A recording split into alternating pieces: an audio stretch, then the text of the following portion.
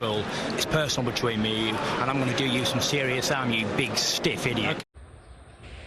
The untouchable True School Sports Empire proudly presents something the boxing game's been missing. Hey, what's going on? It's your boy BT, and I came here to talk some boxing with the thousands of True School Sports subscribers. Now, I've had time now. I've had like, 2 days, I believe now, a day and some change to process what exactly happened with Bam Rodriguez and Rungviasi.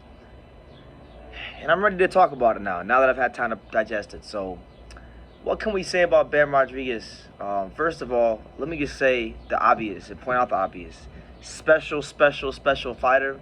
Special individual. He, in my humble opinion, is what the boxing game's been missing. You know, I always say myself at the beginning of my intro, that I'm something the boxing game's been missing when it comes to boxing commentary and honest assessment of fighters and situations in boxing. But when it comes to the fighters in boxing, this guy is what boxing's been missing. Because here we have a guy at 22 years old. The guy is barely old enough to drink. And he's done more in his career already, and I hate to say this, but it's the truth. He has done more in his boxing career already than guys that are champions in their 30s, and 33, and 34, and 35. He's got better resumes than a lot of your favorite fighters. And a lot of that is just down to Bam Rodriguez, his willingness to take the challenges, his willingness to show he is who he says he is, his self-belief. These things are really shining through, and whether you like it or not, Bam Rodriguez is exposing a lot of guys. He's exposing a lot of established champions, such as, Jamal Charlo, even like a Jaime Munguia, even though I like him, Demetrius Andrade. These are all guys that don't really show the willingness or the urgency to want to do the best by their own careers, okay? And because of that, they're still searching for big wins at 33, 34 years old. As to where with Bam, here we have a guy who at 22 has what they don't have. And that even goes for like Gervonta Davis as well. A lot of fighters in boxing he's putting to shame with his last 2 fights and with what he's doing in his career and the performances. As far as the performance is concerned against Rungviasi, you mean to tell me a guy that not like literally like 2 fights ago was just campaigning as a light flyweight, 108 pounds, moves up to, in my humble opinion, the best division in boxing, the deepest division in boxing, the division with the most A-level fighters, the division where, the 7th guy could be the 4th guy, or the 4th guy could be the 7th best guy, the super flyweight division. He moves into that division. He doesn't only just move into that division, he takes down 2 of the 4 or 5 old guard fighters like, Cuadras on 6 days' notice. He then gets his first training camp against Rungviasi, and he just showed it all against Rungviasi. I mean, everything you could possibly ask a fighter to do, he showed it in the Rungviasi fight. From the double jab to feints to tying up your fighters and tying up the opponent and spitting off of him, to counter punching, to leading, to the overhand left, to the uppercut, to the right hook, to the pivots. I mean, you guys know if you watch this channel, I watch a lot of boxing.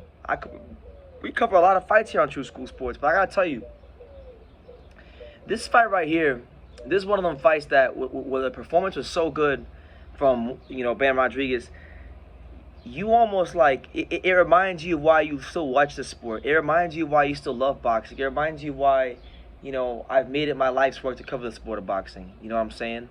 And I'm happy that I had a chance to witness it. And I don't really say that about a lot of fighters, but I'm happy that I had a chance to witness it because, sometimes we have a lot of fighters in boxing. I'm just going to start calling them out by name. We got guys like, the younger fighters like Ryan Garcia, Shakur Stevenson, Devin Haney, Teofimo Lopez, all these kinds of different fighters who don't get me wrong, they're all talented in their own right.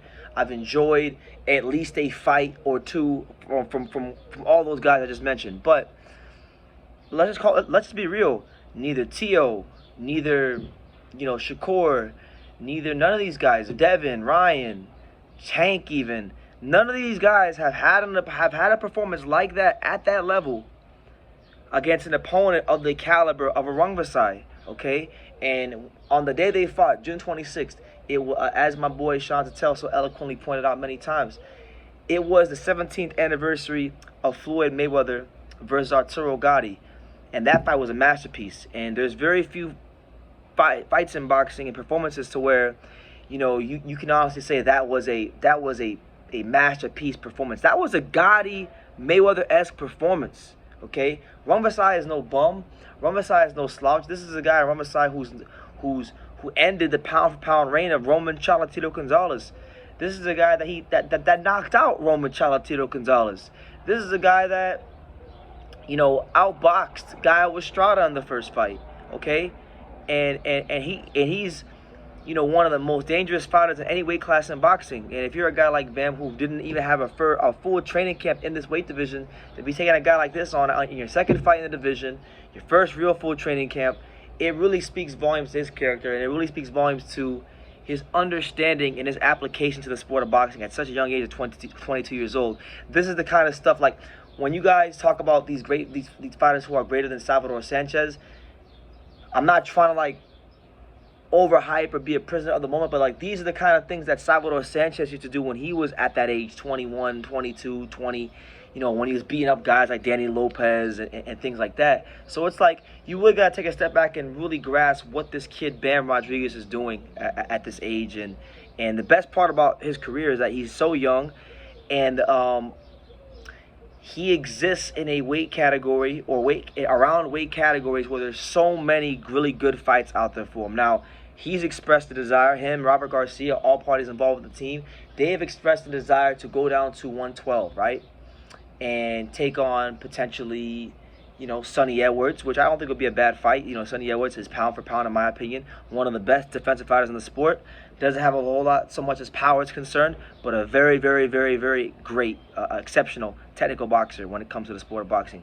That would be a good fight for them. If not him, right, I think the most attractive matchup from a style and entertainment standpoint would be against Junto Nakatani. Junto Nakatani, long, rangy, southpaw, high volume puncher, punching power in both hands. I mean, who wouldn't want to see Bam versus Junto Nakatani? So you got some options there for Bam at 112. If you really wants to go down to 108, you got Jonathan Gonzalez. You got a really good fight with Hiro Kaiguchi there. There's options there.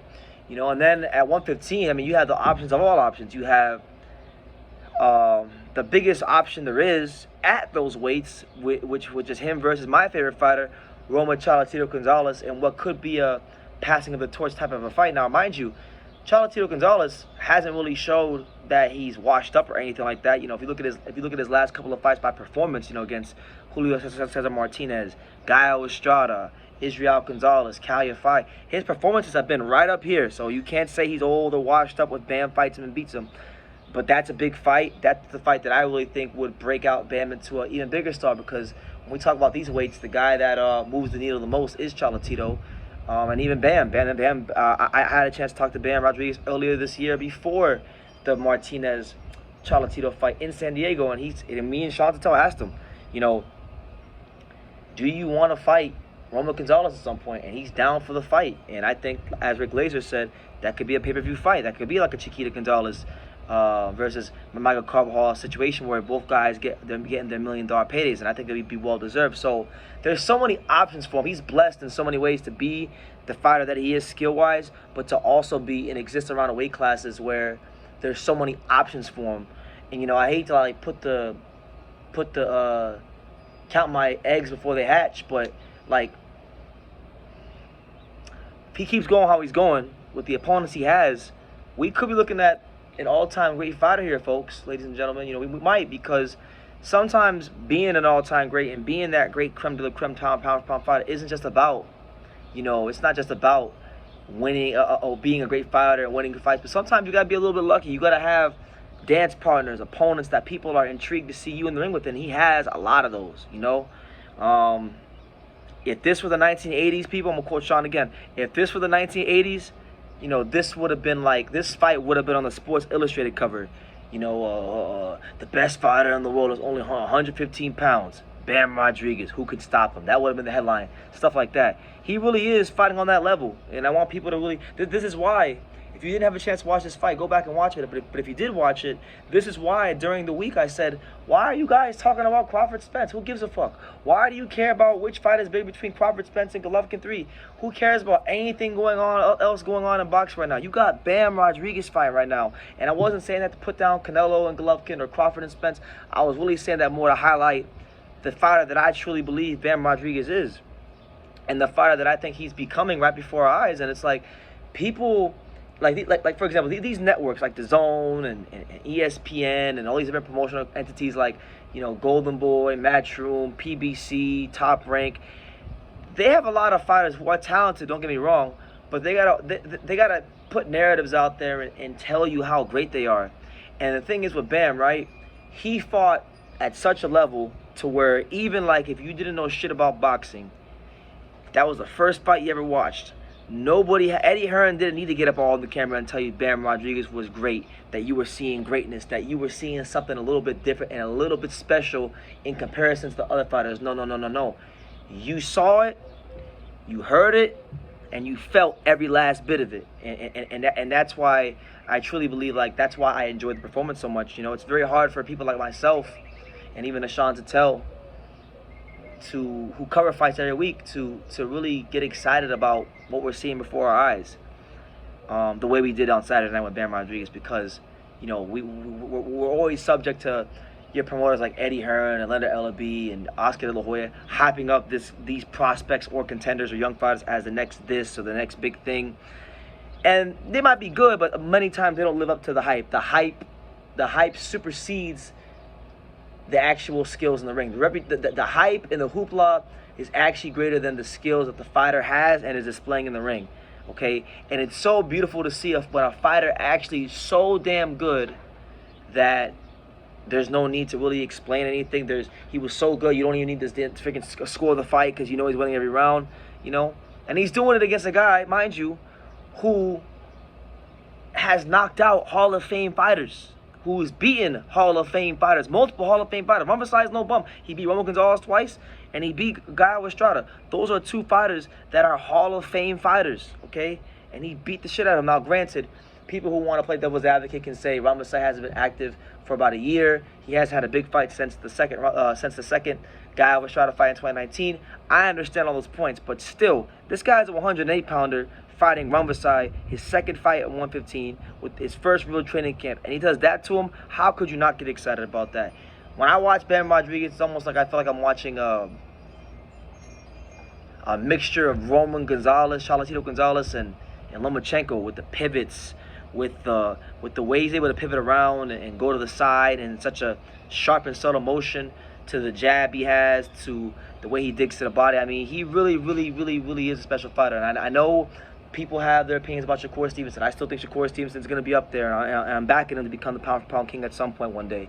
But you got guys like Shakur Stevenson, you got guys like Devin Haney, you got Teofimo Lopez, Ryan Garcia, Gervonta Davis, David Benavidez, Jaron Ennis, a lot of different types of fighters going on in boxing that people are high on.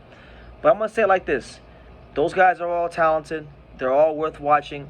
They all have their own unique styles that make them really great to watch in the ring. But I hate to say it.